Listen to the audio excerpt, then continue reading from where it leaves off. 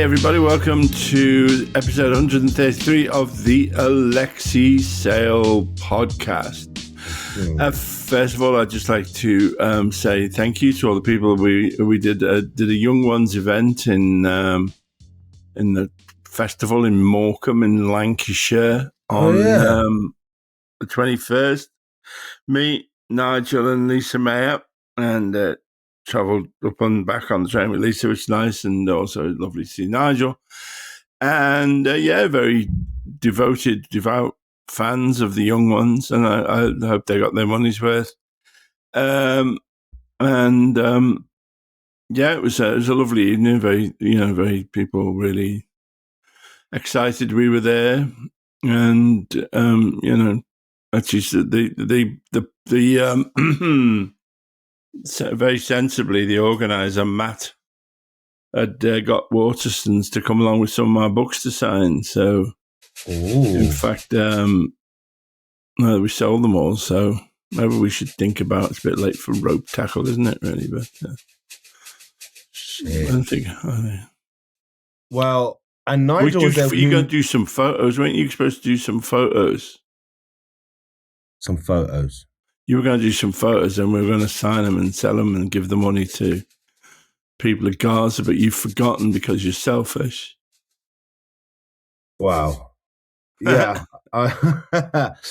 You had that idea that I did forget, and I am selfish. What did you want to do? You wanted to print out some headshots and sign them? Yeah, and then it'd be just something to sign, and then we'll give the money to... And sell them where? Well, like rope tackle. Show? Yeah, the show, yeah. And at the Roundhouse on the 2nd of August. Fuck me, that's a big undertaking. What? Printing off all those pictures. Well, you'd have to do it. You just get somebody to do it. All right, that's probably an off-podcast conversation. I think they like to hear us bicker, don't they? It's part of the kind of parasocial. I've got a Polaroid. I bought an old 1980s Polaroid from like a guy, and was really excited about it, and then went online to buy film. Yeah. And it's 25 quid for 8 photos. Shit. So my first thought was that would be a fun thing to do after a gig, but how many films would I have to buy? And that's a big old bill. Yeah. And then we'd have to charge people at least that to cover the costs. Yeah. And then we're sending, 50p a photo to Gaza? It seems a bit...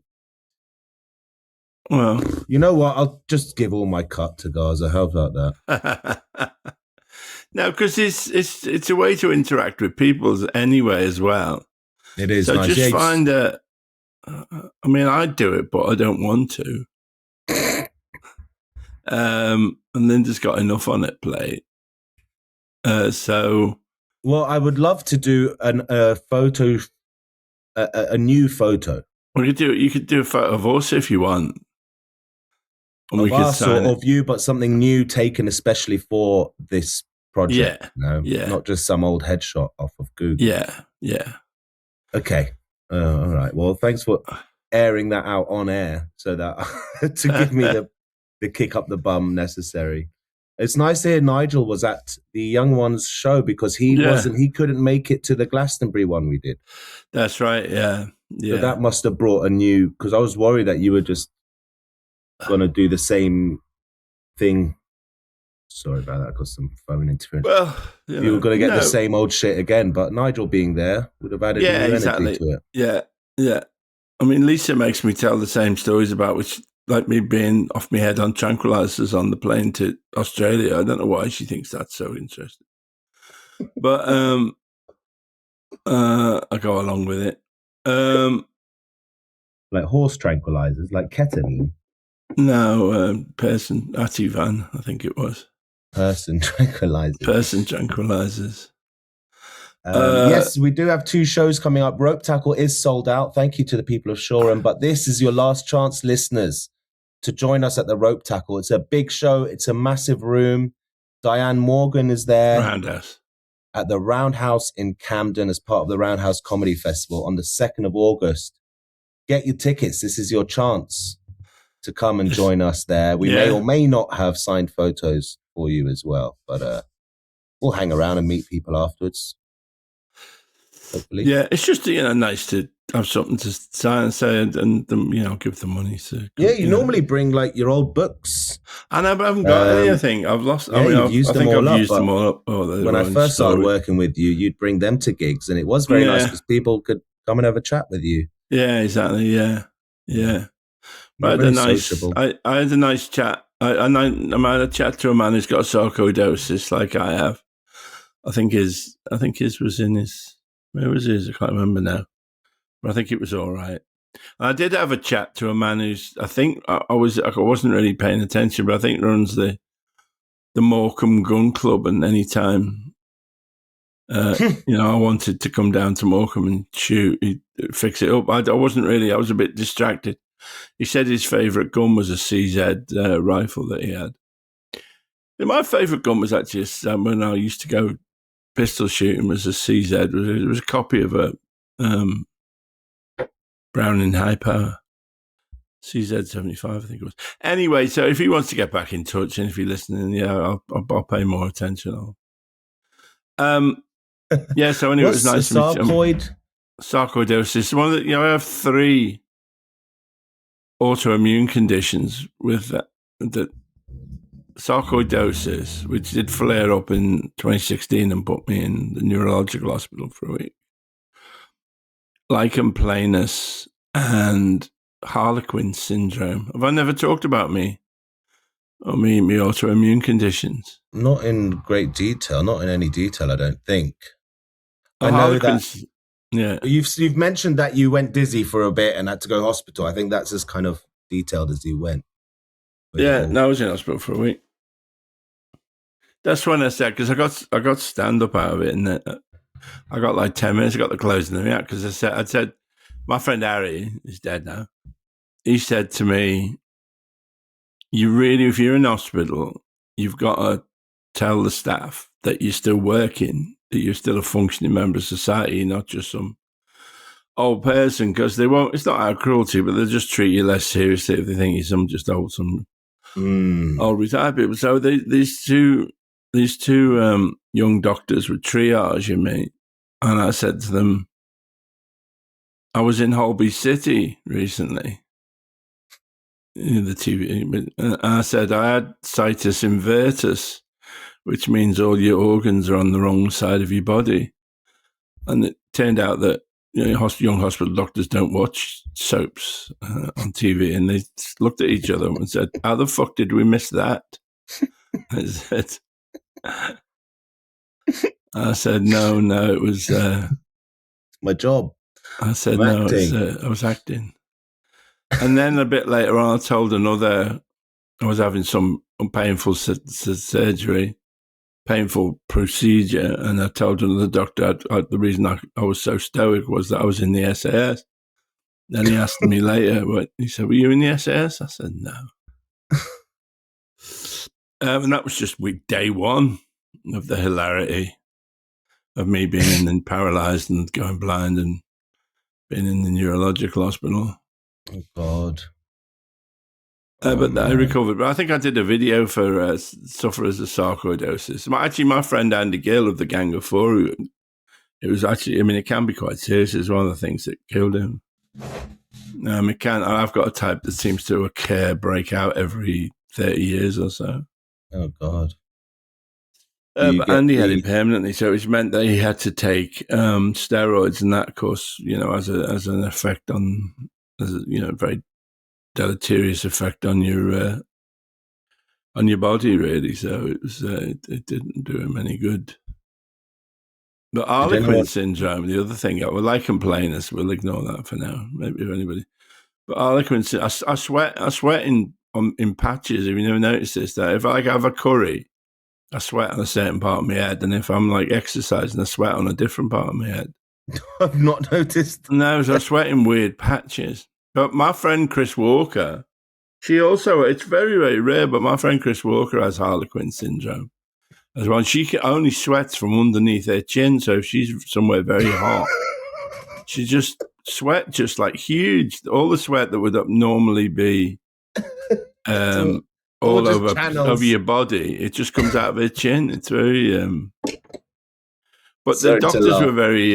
She was very, and she lives in Oxford, and for a long time she would go into the Radcliffe Hospital, and they would coat her in flour and put her in an oven, and then heat her up to see where she sweated. Chris Brasher, I think it was, the 4-minute mile athlete, was a doctor at the hospital at the Radcliffe, I think, in Oxford. Yeah, she'd be naked, covered in flour, and then they'd heat her up to see where she put 14 different herbs and spices. And a little crumpet would grow out of her chin. Sure, yeah. Nigga, that's the spot. So it's a weird coincidence that two people have got Harlequin syndrome. It might be something to do with being a Maoist in Liverpool in the 60s. That, you know, it's like all them people, you know, that John Wayne movie that was made, I can't remember, in somewhere where there'd been a nuclear test, and so everybody got cancer on that movie, John Wayne included, and died. So maybe there was something like that to do with being a Maoist in Liverpool in the 1960s. Jesus. Who knows? That's so fucked up. Yeah. Oh, my autoimmune conditions. No, that John Wayne movie thing. Oh, the John Wayne movie. I don't know. I'm sure the listeners know which one it was. I don't know if it was Death Valley or somewhere else where there'd been, presumably in Nevada, there'd been a nuclear bomb set off, and everybody died. I mean, you have to say John Wayne was a pretty unpleasant person, but still. So, Alexei. Yes, hello. We've had a new prime minister for almost a week, for 5 days. Yeah. I've been in a whole world of DIY and painting and decorating, so I've not really been in the loop. Can you catch me up? Sure. I did all that, didn't I, Andy Burnham? No, we just lightly grilled them. We did all that, yep. Yeah, I've done all that. And we had quite a few good additions on the YouTube comments, so well done, everybody, on that. Okay. But we've only spoken to him about him last week, so how let's do a performance review. All right. Well, I mean, I was hoping that, that we were done with the Labour Party, that, under Starmer, they were headed for extinction, really, that the Greens were going to take all their votes and councils and everything, and the Labour Party was going to be consigned to the dustbin of history, which it should be. Now, but it's the fucking thing. I suppose that's one of its qualities, is the fucking thing manages to kind of reinvent itself. I think that Andy Burnham will eventually be, I don't know, but I think will eventually be a disappointment, because he's in hock to the same dark forces, ultimately, as Starmer was. I mean, he's obviously a much less vile. I mean, people reacted to the awfulness of Starmer's personality, that it's just the most unpleasant character. I suppose Burnham's a bit less factional, but it's the end of the kind of Morgan McSweeney era of deliberately targeting left wingers. But nevertheless, I mean, I think John Healey is Chancellor is a bad sign. That somebody looks like an orc. Is that one of those things in Tolkien? And he's right wing and in hock to the defense establishment. He's leaving Shabana Mahmood as Home Secretary implies that they will carry on with the persecution of Palestine Action, and will do nothing about the horrific court sentences that were handed down to the Filton Six. So, and also, I think today the Filton, their KC Rajiv Menon is in court under contempt of. He's been the first time in all of history that a barrister has been charged with contempt of court for what he said when he defended Palestine Action, which was that they said he implied that the court was biased in terms of Elbit systems. And, well, duh. Yeah. When Palestine Action was banned, before it was, the only people who were invited to consult about it by Yvette fucking Cooper were Elbit Systems and the Israeli embassy. Nobody from Palestine or Palestine Solidarity or Palestine Action was invited. So, clearly this law has been done to benefit Elbit Systems and the Israeli weapons industry and the genocidal state of Israel. But Rajiv Menon has been prosecuted for saying that, and it's a really dangerous road that we're going down. Really, and if Burnham allows this to happen, then really it's another step towards fascism and all these. You can keep all your fucking £2 bus fares, but that's barristers being prosecuted for telling the truth. I think is a much more dangerous thing. So that would be my 1 week review of Andy Burnham. Wes Streeting has joined his cabinet as defense secretary. Yeah, well, that's also another, so it was that line from, that poem that was written for me by Tom Wyman, but that was my line, that Wes Streeting looks like Starmer's son who he made out of margarine. He's tried to position himself as a left-winger, but is, close protege of Peter Mandelson. Raina's back. Yes, Angie's back. She's another fucking two-faced monster. The Labour Party is as I say in my book, How I've Tried to Change the World by Walking Down the Middle of the Street Shouting, available from September the 3rd. Or pre-order it now. Launch event in London. I think we're doing events. I don't know if it's been announced yet. We're doing events in Liverpool, Edinburgh, some other places. Lenin said, I know, you can argue with some of the shit Lenin got up to, but he said that, the Labour Party exists to dupe the workers. And I think that that's true. The Labour Party's function within our system of democracy, in inverted commas, is to take the socialist impulses, which are very strong within the British working class, the British people, and divert them, away from socialism, partly if they join the Labour Party to tie them down in endless, tedious meetings. Point of order, composite motion referred to the Executive Committee, Mr. Chairman.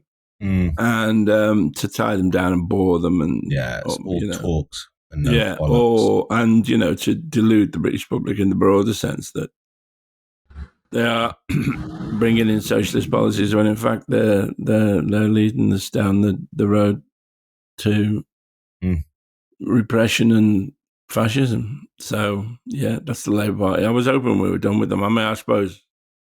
I don't know. I don't know whether people will fall for Burnham. I think they will probably temporarily. And the Greens, will go back to single figures. But I imagine that. I hope that the shine will wear off that pretty quick. Years ago, when Linda was doing philosophy, I don't know what he was talking about now, but I think somebody mentioned, a theory, a kind of a philosophical theory that was being long discredited, and the lecturer said, "Yeah, they're taking the furniture out of that office." I always thought it was great. Great. So I hope they'll be taking the furniture out of Manchesterism before too long, and before it's too bleeding late. I had to double take here, thinking Boris Johnson was in his cabinet, but it's Angela Eagle. Oh, the lesser of two eagles. Well, she's a fucking. I mean, she was an early one of those lies about Corbyn. The case of Angela's brick, which was one of those early, entirely God, I concocted, remember that. And it was done so because her constituency party was pro Corbyn. It was done deliberately. They pretended that a brick had been thrown through the window of Angela Egan's constituency office in Birkenhead, and the Merseyside police, proved that it was literally no window and no brick. But nevertheless, the Starmer, they used it, I think under Corbyn, but they used it because the right wing control the discipline. They used it to suspend the constituency Labour Party in Birkenhead because they hated Angela Eagles so much and wanted to get rid of her. And so the press concocted this bleeding story of Angela's brick, which was 100% lie, but was never. You'll probably still see it, you'll still be able to see it as if it was true. I just Googled it and there was no sign of it not being true. Yeah. Yeah, it's a complete lie. It's 100% untrue. The length these go to. Chris Bryant's headshot looks like someone stuck a probe up his butt. He's another hateful character. The Secretary of State for Northern Ireland. I don't know who Alex Norris is. Very boring face. Stephen Kinnock from Wales. Git. Ellie Reeves, Attorney General. Don't know, probably a git. Housing Minister Matthew Pennycook. I don't know. Not sure. And Miata Fanbula, Energy Secretary. Some people like her, but I don't know. She's in the Labour Party. Yeah, so git. Lucy Powell, of course, Education. Fucking arsehole. And reshuffled around as Ed Miliband. I didn't even know he was in the cabinet before. Yeah, he was Energy Minister. My phone sends me stories from the Daily Telegraph for some reason, and they've always hated Ed Miliband because he was a disciple of net zero and was trying to push it, really, which is something the Telegraph thinks is worse than fascism. Mm-hmm. He's a fool, I think, Ed Miliband. I mean, I've met him once or twice. I think he's an idiot. His father would be very disappointed in him. Really? His father was a leading Marxist. I mean, he's not as big a bastard as his brother David, who's a complete shitbag. But, I think his father would have been very disappointed in both of them, really. His father, Ralph, was a leading Marxist. I remember when I think Miliband was leading the Labour Party, the Mail, one of their most disgraceful. The father, Ralph, was a refugee from Nazi Germany, but the Mail did it. I mean, I think he was dead by the big Mail did a big hit piece entitled "The Man Who Hated Britain," which was about Miliband's father. It was just, even by the Mail standards, it was despicable. No need to mention Yvette Cooper. Jonathan Reynolds looks like not David Mitchell. Yeah, he looks like a kind of like he commanding a motor yacht, doesn't he? Really, in the Solent in 1912. Yeah, I can picture the hat on him. Yeah. Why do I know all these people? I never used to. I used to be free. I used to be free to think of flowers and cats, and now I have to know Miata Fanbuller. I mean, it's thinking terrible. About this, man. My 20s was so blissful. I was a stark raving idiot, but I was just. My political ethos was, why can't we all just get along? It was just like, even regarding the Middle East and everything. Yeah. I was just so blissfully, I would even say neutral, just kind of like both siding everything and so not plugged in. completely unaware of everything. I'm not saying now I'm completely tuned in. I don't even, like I said, I don't know half of these people, and I don't know how Burnham's been doing in his first week, but I'm more tuned in and care. I care more than ever. It's horrible, isn't it? Is it because shit's more serious, or have I just matured, or have we just got nothing else to fucking do? I think shit is undoubtedly more serious. I think it's we're on the verge of a terrible darkness, I think. So it's you're forced to, but the ins and outs of the stinking Labour Party. I blame Jeremy really when he was elected. And I remember over lockdown I read every book about the Labour Party, about his rise, like Alex Nunn's The Candidate, and I can't remember who. There's a party called a Party with Socialists in It, which is about the Labour Party, and I read all the accounts of his decline and fall, and the book Maguire and Pogrom, the Sunday Times journalists did about I can't remember what it was called, but about his rise and fall, which wasn't entirely sympathetic. I read all those. I devoured each and every one of them, and I'm much the worse for it, really. I'm a much sadder person for it. I think you're right to blame Jeremy there. Like I went my whole life without ever connecting with a leader, a politician. Yeah. And then to see a party leader who actually, I was like, oh, they can actually speak for us? Yeah, briefly offered hope, yeah. And then suddenly you realize that's what you want all the time. That's now the gold standard. Yeah. Anything else. Yeah.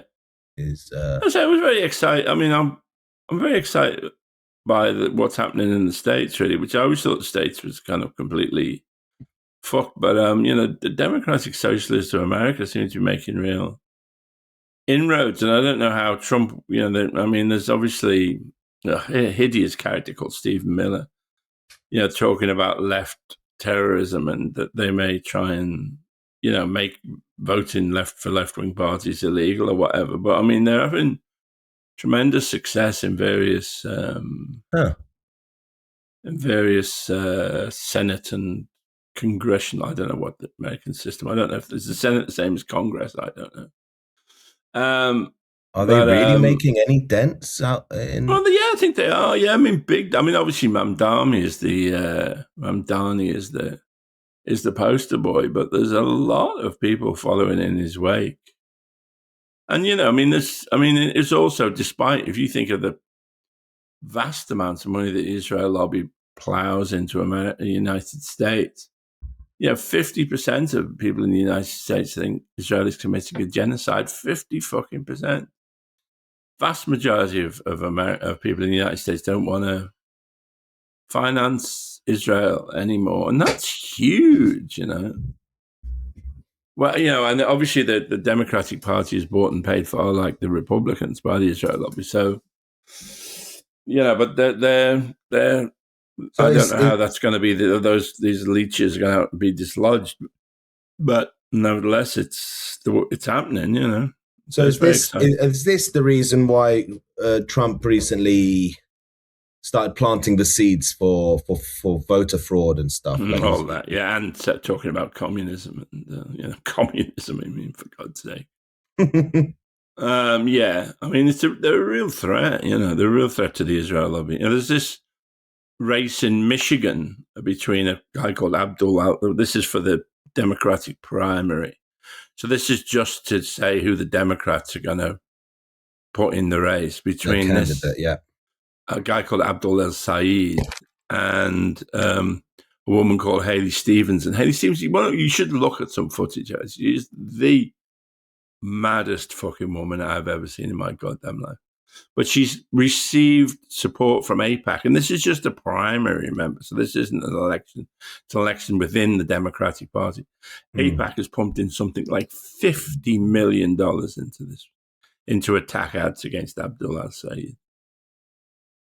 And I hope it's not working. I don't know, because it did. Right. I mean, they did that a few years ago with Cory Bush and a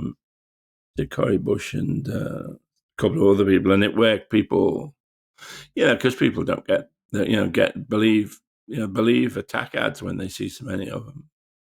I think it's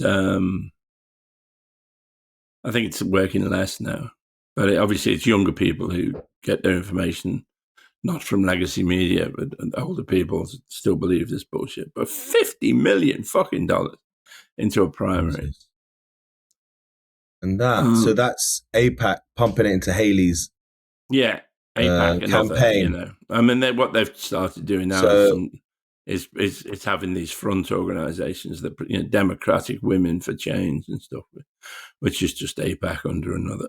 How's this for a segue? It's like Haley Stevens' political campaign is a Patreon account, and AIPAC is their devoted podcast listeners.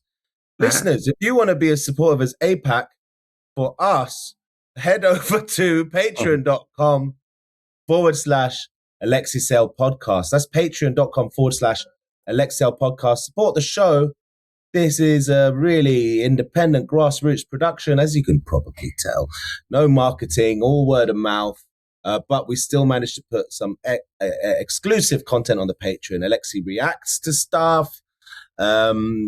Here, speaking of shooting ranges, we've got a video up there of Alexei shooting guns, which is kind of weird.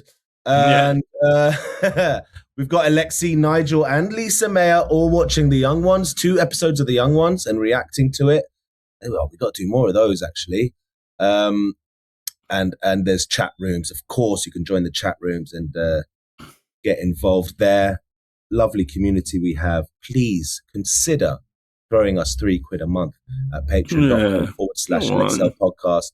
In the description of the podcast, no matter where you're listening or watching, there are links to the Patreon. There's a link to pre-order Alexei's amazing book, How I Tried to Change the World by Walking Down the Street Shouting, out in September. Pre-order your signed copy today.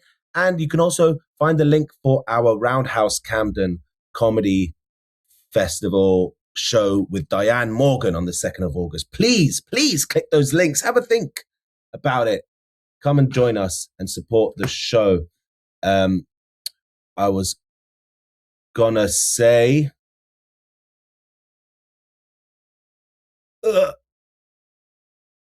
blanked out. I had something in the middle of that I reminded myself to say. It's the internet, isn't it? But now, apparently people from Michigan are called Michiganders, which I didn't know that. Of course, it's got the largest Palestinian population in the United States, so that should help. Fascinating. Well done, everyone who went out on the 18th and protested. I did. Big march, actually. I thought it was going to be small, but it was out on the march last Saturday. Yeah, no, it was really big. I was surprised. I saw. Unfortunately, I was bloody shooting all weekend. I couldn't make it. Oh, that's right. You and your mates are making a film. Do you want to talk about that, or do you want to save it for a later date? We're not going to be editing for a while, but yeah, me and mates made a film. Over the weekend, we shot it. Still a lot of editing and post-production to do. So watch this space. I'll let you all know when it comes out. Oh, I can talk about. I've got a couple of projects. Yeah. This coming up in the autumn. One is for years. It's a really interesting idea that I've been toying with for years, and I was going to try to write a film about it, but I couldn't. In Liverpool, in the 19th, 20th century, had by far and away the finest collection of orchids in the world. I think William Roscoe, the kind of founder of Liverpool in a way, had been instrumental. I can't remember, but also sea captains and stuff would bring orchids. So there was this. They're obviously very delicate, and so they were kept under glass in heated. Kind of heated buildings, but then when Militant came into power, they were obviously faced with swinging. Better to break the law than break the poor. They were faced with swinging cuts from the Thatcher government, and also I don't know. I think I mean, there's there's something to talk about in the program. Really, I'm doing an archive out for Radio 4 about it, but it's that militant, that kind of left wingism that really only thinks about kind of concrete things and has got no place for something delicate and beautiful like an orchid. Or maybe I'm being unfair to militants. I mean, it's one of the things I think I'll really want to talk about on the program. But anyway, they closed down the orchid house. Oh, shit. But the men who looked after the orchids, who spent their lives looking after the orchids, didn't, and this is my understanding, I mean, that they wouldn't accept it. And what they did was they took the orchids, they home with them. So they filled their houses with orchids and sort of kept them alive until militants had gone and slightly better times had, well, not necessarily better times, but slightly more money had returned to Liverpool, and they were able to open the orchid house again. And I mean, again, I can't remember. It's years since I researched it, but I think it'll make a really interesting program. Anyway, I'm making that in the autumn for Archive Hour and Radio 4. And also the guys behind Strangers on a Train, which the more I think about it, the more annoyed I get that it got cancelled. But we were just talking about, my father was a witness in the A6 murder trial, which was the trial of a man called Hanratty, who was the last man to be hanged in Britain. Jeez. And my father was a prosecution witness. And it's widely thought that Hanratty was innocent and was fitted up. But it affected my father quite badly, really. Okay. I don't know. I honestly don't know. We didn't really talk about it. But so anyway, we're going to make a film of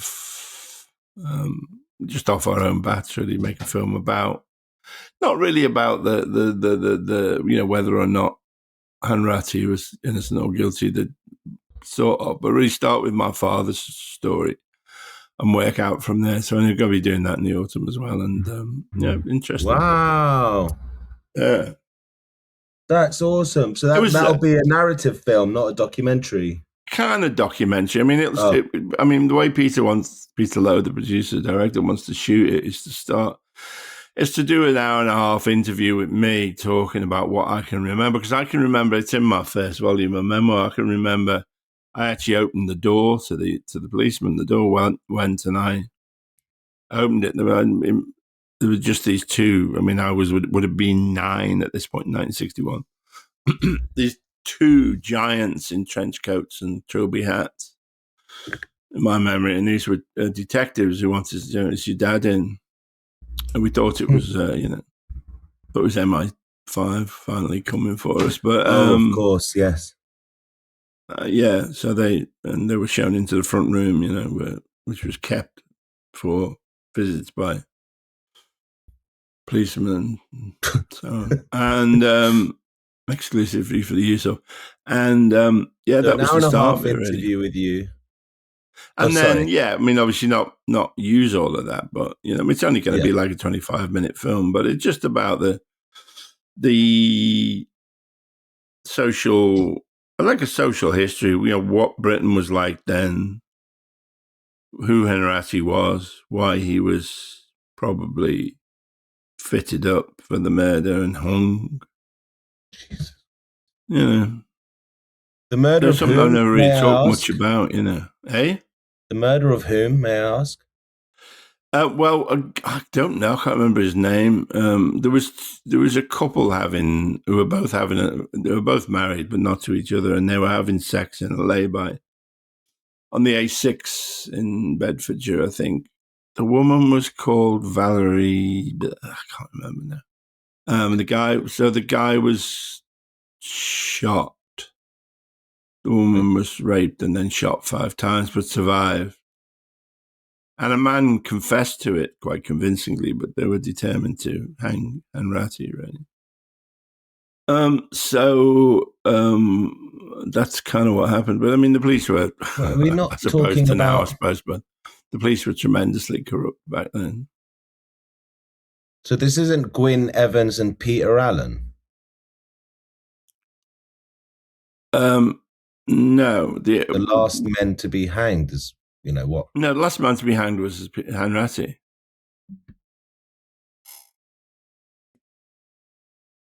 But you look at Hanratty. Yeah. Oh, Hanratty. Oh my God, there's so much here. That's fascinating. Yeah, I didn't really realize that it's a huge industry about Hanratty. So anyway, I've got that personal connection with the case.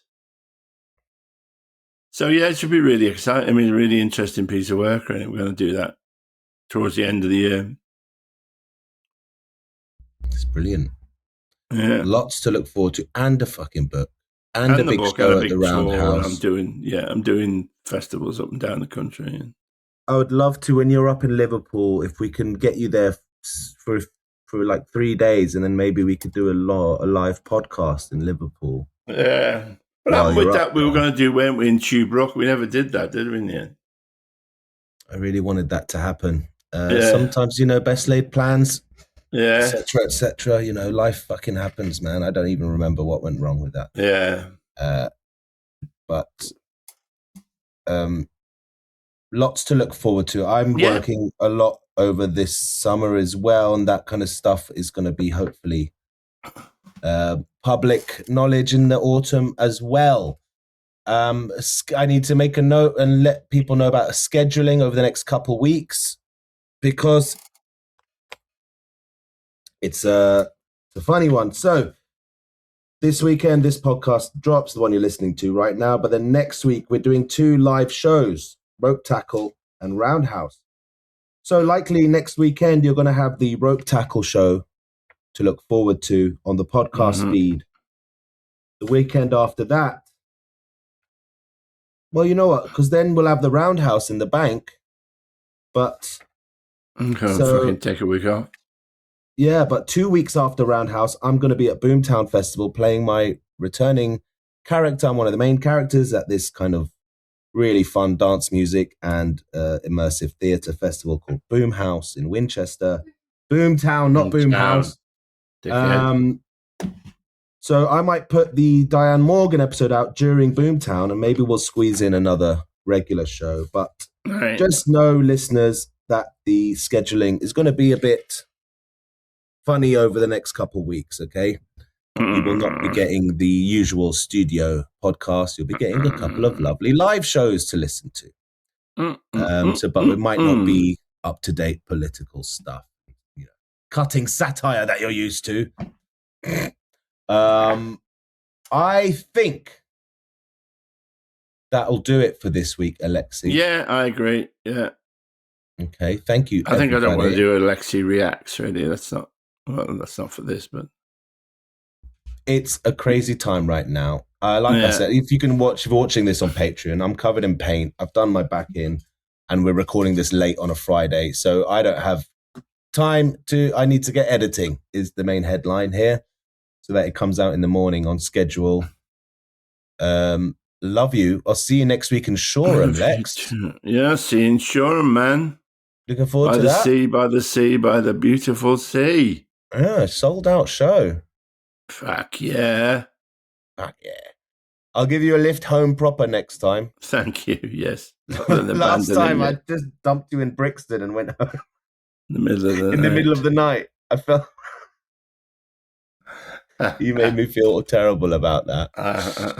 Hello, I've been left. My son's left me. I'm such a dickhead. You're right. I'm selfish. I'm trying to be better. Good. All right. See you soon. Bye-bye. Bye-bye.